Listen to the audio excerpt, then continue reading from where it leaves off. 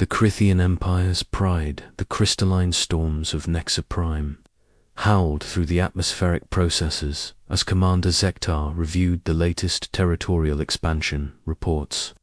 His chitinous exoskeleton gleamed under the harsh violet light. Of his homeworld's twin suns, each scar telling a story of survival that few species in the galaxy could comprehend. The Crythian Empire had built its reputation on one simple truth. They were the only species tough enough to call a death world home. Nexo Prime was classified as a Class 12 death world by the Galactic Trade Federation, a rating that made even the most hardened spaces shudder. The planet's surface was constantly scoured by storms of razor-sharp crystal fragments that could shred unprotected flesh in seconds. The atmosphere contained 17 different toxins that would kill most oxygen-breathing species within minutes.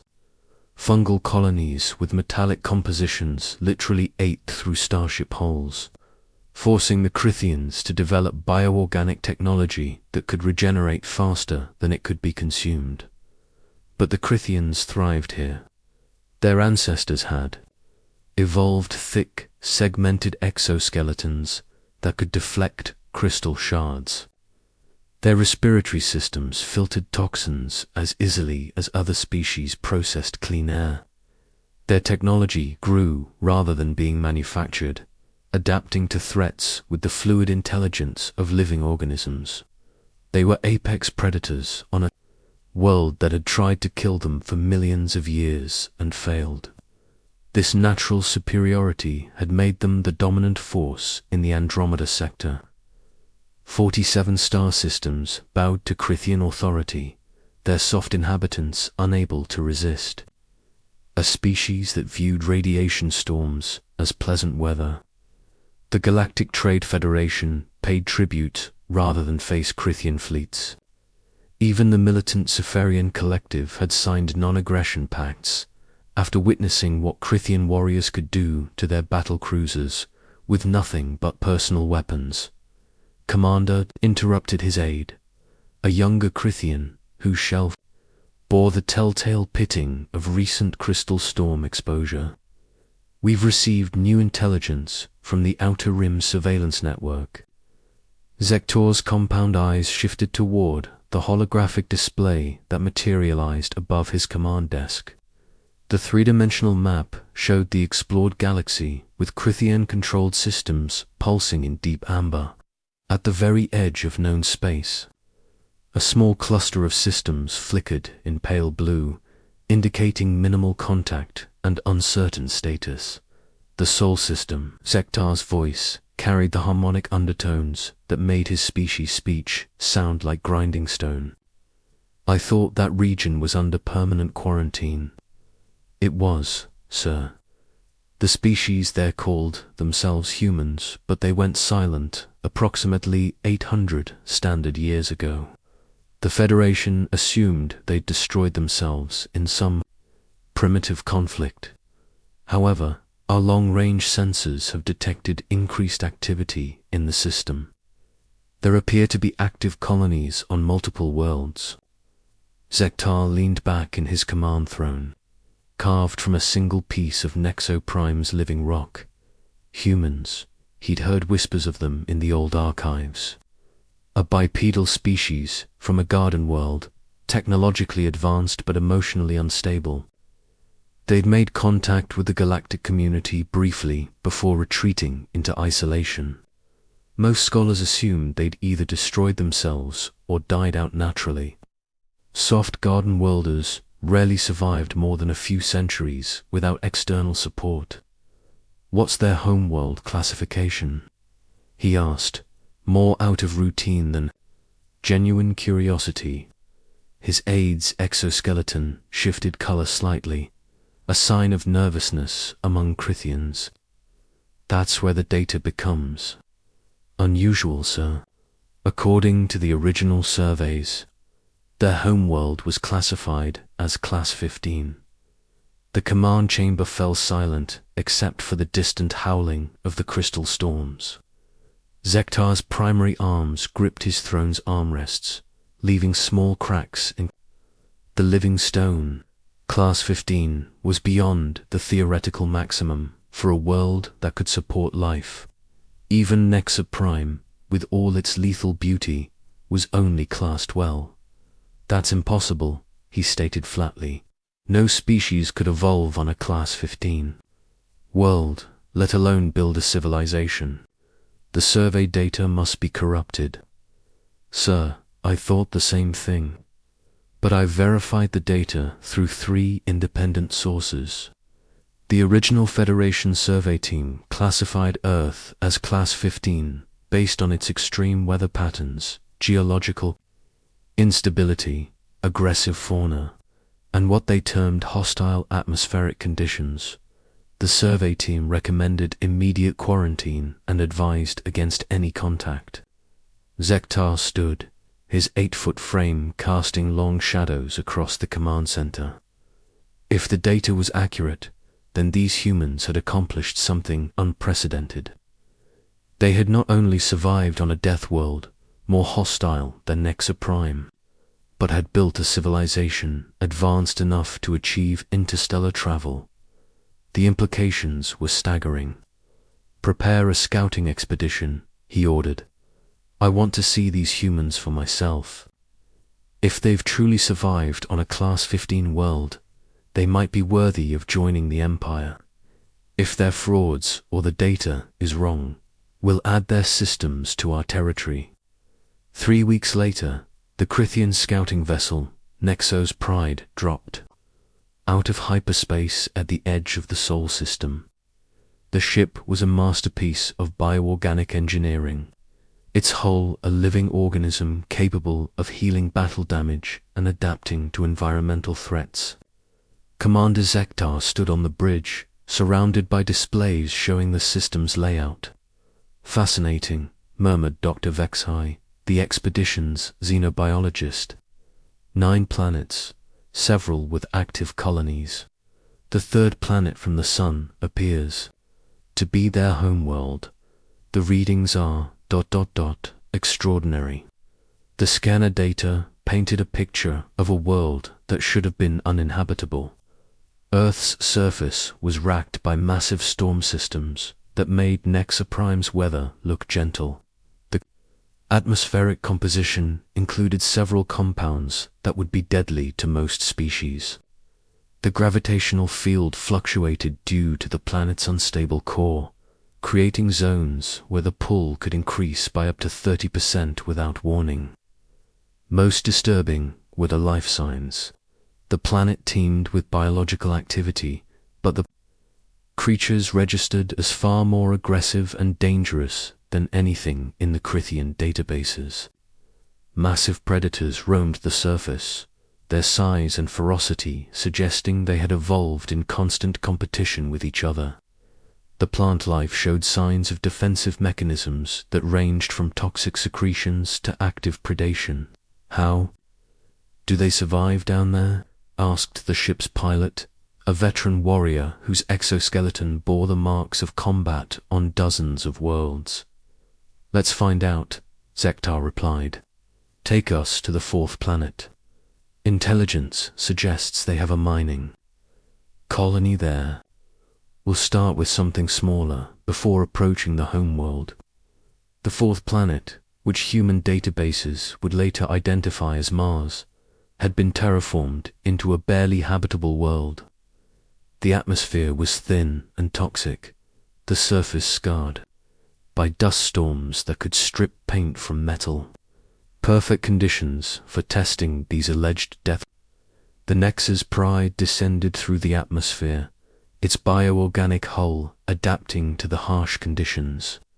Scans revealed a mining facility built into the side of a massive canyon, its structures designed to withstand the planet's brutal environment.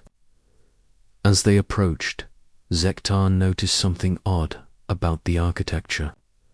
The buildings seemed to be constructed from local materials, adapted to work with the planet's conditions rather than against them. Sir, the communications officer reported, we're receiving a transmission from the facility. It's in standard galactic, but the accent is ... unusual. Put it through." The voice that filled the bridge was distinctly alien, yet somehow familiar.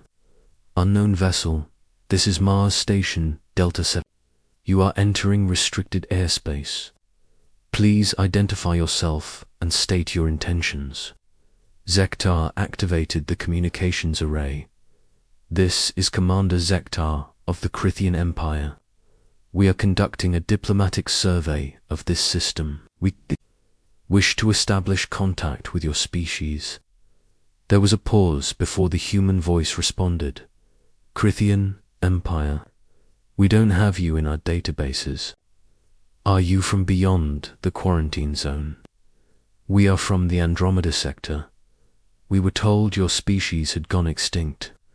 A sound that took Sector several seconds to identify as laughter echoed through the communications system. "Extinct. That's rich. We've been thriving out here for centuries. You're welcome to land at Bay 7. But be warned, Mars isn't exactly a vacation destination." The landing bay was a marvel of engineering, carved directly into the living rock of the canyon wall. As the Nexus Pride settled onto the landing platform, Zektar could see movement in the shadows of the facility. Figures emerged from the structures, and his first glimpse of living humans sent a chill through his chitinous frame. They were smaller than Krithians, standing only 6 feet tall on average. But there was something unsettling about their appearance. Their skin, visible through environmental suits, showed evidence of radiation exposure and atmospheric adaptation. Their eyes held a hardness that Zektar recognized from his own species, the look of creatures that had survived by being tougher than their environment. The human delegation was led by a woman whose environmental suit bore the marks of years of use in hostile conditions.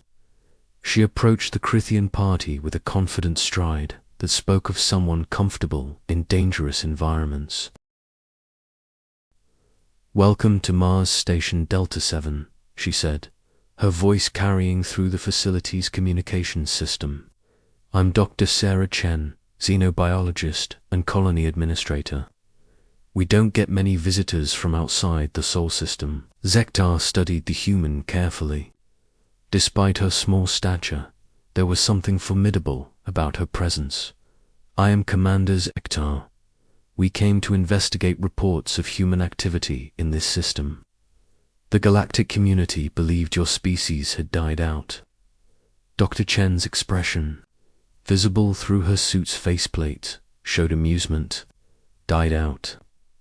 Commander, we've been expanding throughout the Sol system for the past 4 centuries. We have colonies on 6 worlds and 17 moons. The only reason we haven't spread further is that we've been focused on solving some local problems. Earth's been getting more unstable over the past few centuries. Increased seismic activity, more severe weather patterns, some new predator species that keep evolving faster than we can adapt to them. Keeps us busy." She spoke about planetary instability and apex predators with the casual tone someone might use to discuss minor traffic inconveniences. Dr. Vexai stepped forward, his scanner array humming as it analyzed the human.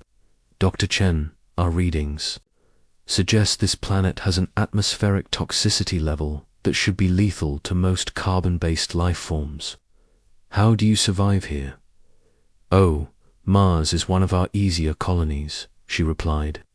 "We've got atmospheric processors running constantly, and the gravity's actually lighter than Earth's standard. Most of our people consider this a comfortable assignment." Zektar felt something he hadn't experienced in decades. Genuine surprise. If Mars was considered an easy assignment, what did that say about their other colonies? More importantly, what did it say about Earth itself? "Dr. Chen," he said carefully, "would it be possible to arrange a visit to your homeworld? We would very much like to see how your species has adapted to such challenging conditions." The human's expression shifted slightly, and Zektar caught a glimpse of something that made his exoskeleton tighten involuntarily. It was the look of a predator deciding whether something posed a threat. "I'll need to clear that with Earth Command," she said finally. "But I should warn you, Earth isn't like Mars. We've had to make some adjustments to survive there. Your people might find it uncomfortable." As the Crithian delegation prepared to depart, Zektar found himself reconsidering everything he thought he knew about death. These humans spoke of planetary instability and lethal atmospheres with the casual familiarity of people discussing weather. They had not only survived on a Class 15 world, but had thrived enough to establish colonies throughout their star system. For the first time in his military career, Commander Zektar wondered if the Crithian Empire might have finally encountered something more dangerous than themselves. The thought should have been terrifying, but instead he found himself looking forward to the challenge. The galaxy was about to discover that Death Welders came in more varieties than anyone had imagined. The awakening of humanity, the journey to Earth, took 3 standard days, and with each passing hour, Commander Zektar's confidence in Crithian superiority began to crack. Dr. Chen had arranged for a human escort vessel to guide them through the Sol system's inner defenses, and the ship that met them was unlike anything in the Crithian databases. The human vessel appeared to be constructed from salvaged materials and asteroid metals, its hull scarred by impacts that would have destroyed most ships. Yet it moved with a grace that suggested sophisticated engineering hidden beneath its rough exterior. When they established communication, the human captain's voice carried the same casual tone Dr. Chen had used when discussing lethal atmospheres. "Pride, this is Captain Marcus Rivera aboard the Endurance. Will be your escort to Earth. Fair warning, we're entering storm season, so the approach might get a bit rough." Storm season. Zektar had experienced the worst weather Nexa Prime could offer, but something about the human's matter-of-fact warning made his exoskeleton tighten with anticipation. As they approached Earth, the planet's appearance confirmed every terrifying detail from the original surveys. Massive hurricane systems covered entire continents, their wind speeds reaching levels that would tear apart most structures. Lightning strikes powerful enough to disable spacecraft flashed constantly.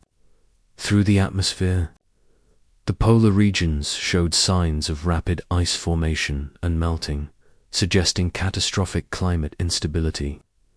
"Beautiful, isn't she?" Captain Rivera's voice carried obvious pride. "We've had some rough centuries, but she's still home." Dr. Vexhai scanner readings painted an even more disturbing picture. The planet's surface temperature varied by over 60 degrees between seasons. The atmospheric pressure fluctuated enough to crush unprotected visitors. Seismic activity indicated a planet in constant geological turmoil. Most shocking of all, the biodiversity readings suggested an ecosystem in perpetual evolutionary overdrive, with species adapting and changing at rates that should have been impossible. "Captain Rivera," Zektar transmitted, "our sensors are detecting massive life forms in Earth's oceans. Some of them appear to be over 200 meters in length." "You're picking up the Leviathans?" "Yeah, they've been growing bigger lately. Climate change has been driving a lot of evolutionary adaptations. We've got some new land predators too that are pretty impressive. Don't worry though, the landing zone we're taking you to is in a relatively calm sector." Relatively calm. The words hung in the air like a challenge to everything Zektar thought he understood about survival. The landing facility was built into the side of a mountain that showed clear signs of recent volcanic activity. As the Nexus Pride descended, Automated defense systems tracked their approach, weapons that appeared to be both highly advanced and adapted from natural materials. The landing pad itself was constructed from some kind of bioengineered coral that seemed to grow and repair itself in real dash time. The welcoming committee that met them was a revelation. The humans who emerged from the facility moved with the efficient grace of apex predators, their bodies showing clear signs of adaptation to their hostile environment. Their skin had a weathered quality that spoke of constant exposure to harsh conditions. Their eyes held the alert watchfulness of creatures that had learned to survive by being constantly aware of their surroundings. Leading the group was a man whose scarred face and confident bearing immediately marked him as a veteran of whatever conflicts Earth had demanded. "Commander Zekitar," he said in standard galactic, "welcome to Earth. I'm General Thomas Harrison, Earth Defense Command. Dr. Chen sends her regards. She's dealing with a situation on Europa right now." "What kind of situation?" Zektar asked, though he wasn't sure he wanted to know the answer. "Oh, just some ice-boring creatures that evolved in the subsurface ocean. They've been trying to break through the colony's lower levels. Nothing we can't handle, but it requires some creative problem-solving." The casual mention of hostile alien life forms treating a space colony as prey sent another chill through Zektar's frame.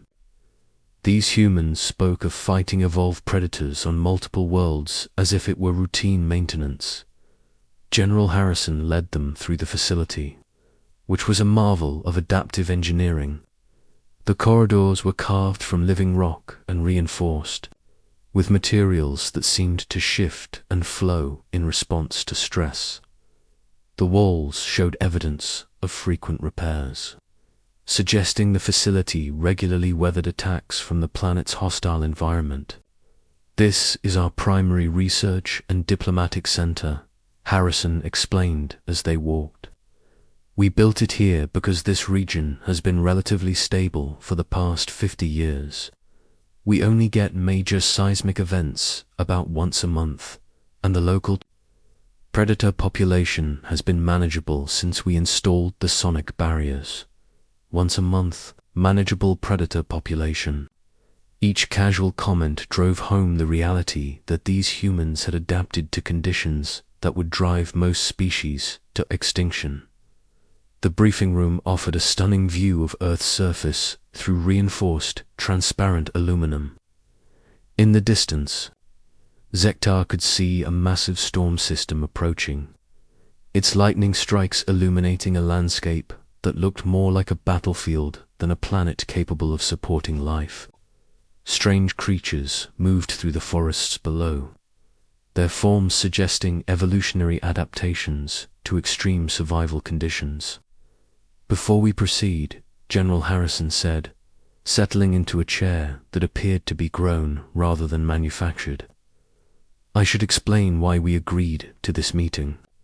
We've been monitoring galactic communications for centuries. We know about the Krithian Empire's expansion, and we understand your reputation as the galaxy's premier Deathworlders." Zektar straightened in his own chair. "We are honored by your recognition of our capabilities." Harrison's expression shifted slightly, and Zektar caught a glimpse of something that made his combat instincts flare. It was the look of a warrior who had faced impossible odds and survived through sheer determination. "Commander," Harrison said carefully, "we need to be clear about something. Humanity has been fighting for survival on this planet for over 1,000,000 years. We've faced ice ages, asteroid impacts, supervolcanic eruptions, and global climate disasters that would have wiped out most species. We've learned to adapt, to evolve, to survive conditions that get worse instead of better."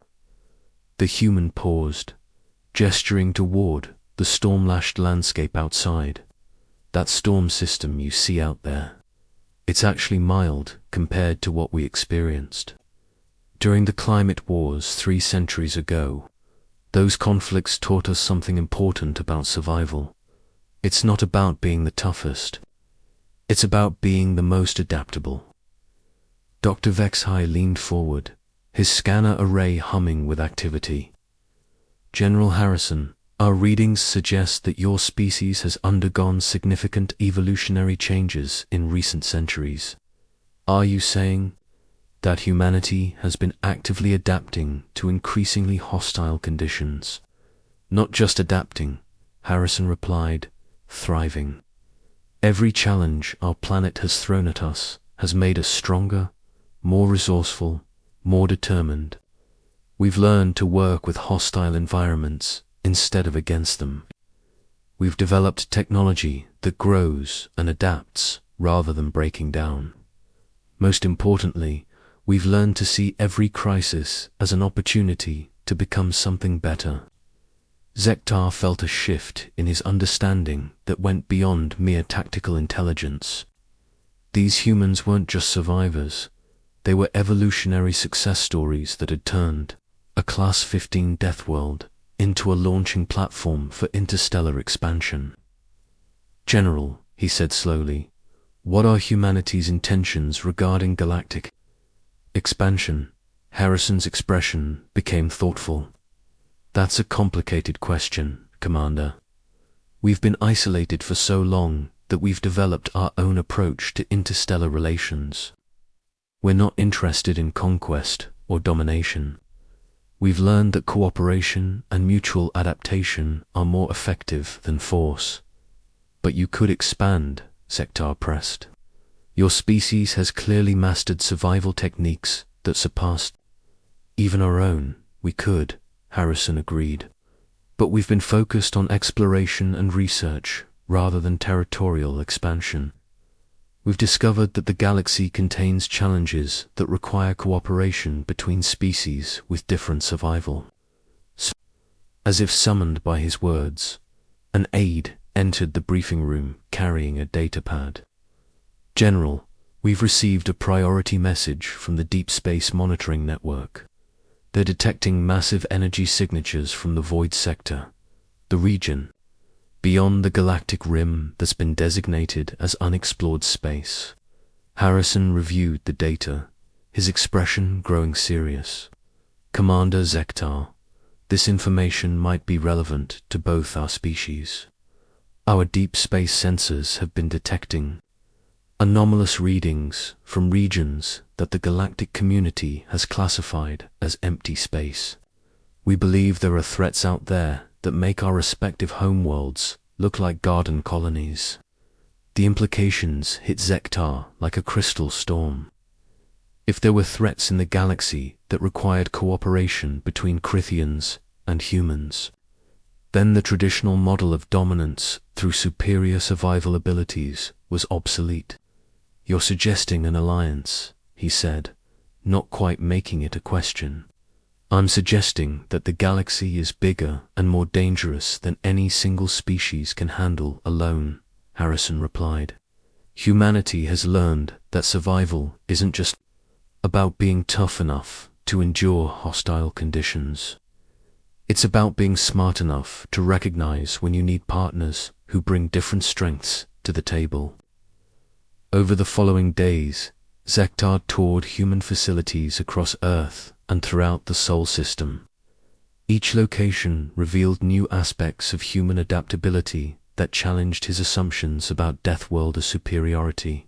On Europa, he watched human researchers work alongside creatures that had evolved in the Moon's subsurface ocean, turning potential threats into collaborative partners.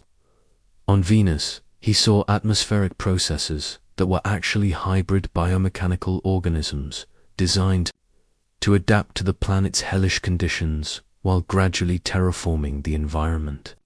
Most impressive was the human approach to technology. Rather than building machines that imposed their will on hostile environments, humans had developed symbiotic systems that worked with natural forces. Their ships grew rather than being manufactured. Their habitats adapted to local conditions rather than fighting them. Their weapons were designed to neutralize threats without destroying the ecosystems that supported them. It's about balance, Dr. Chen explained during a tour of the Europa facility.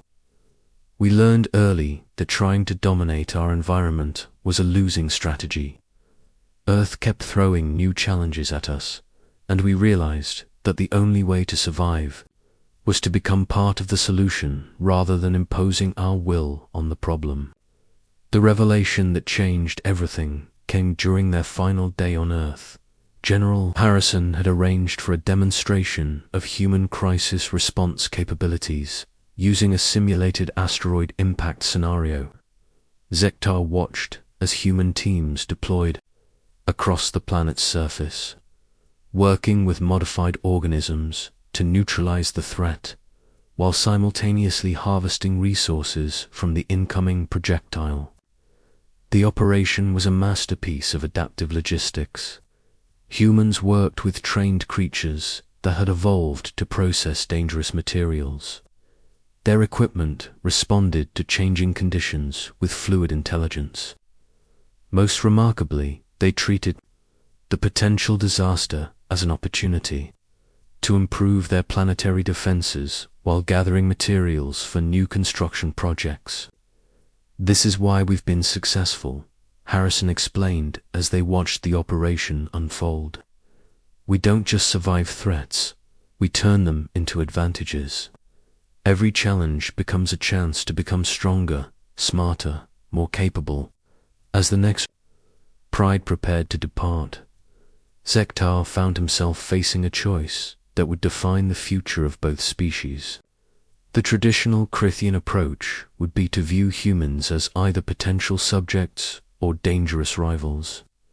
But everything he had witnessed suggested a third option that had never occurred to him.